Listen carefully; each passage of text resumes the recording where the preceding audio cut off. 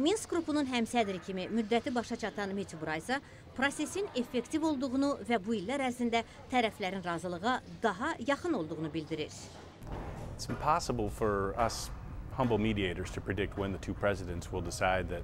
Biz adi vasitəçilər prezidentlərin bir-birinə inanıb, əl-ələ verib və bəli, biz məsələni həll etdik sözlərini nə zaman deyəcəklərini əvvəlcədən söyləyə bilmərik. Lakin mən onu deyə bilərəm ki, bu son 13 ay ərzində Prezident Əliyev və Prezident Sarkisyan mühüm inkişafa nail ola bilib.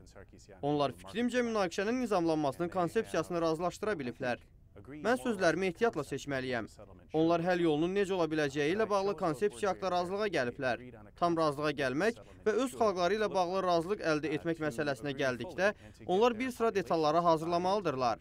Bir həftə öncə həmsədrlər Polşada, Krakovda görüşdülər. Burada biz prezidentlərin tövsiyələrini necə yerinə yetirmək üzərində düşündük.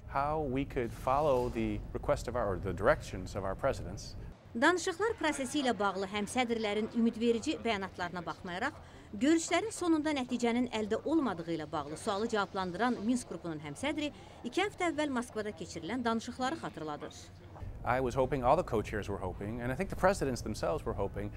Mən də o biri həmsədrlər də ümid edirdik.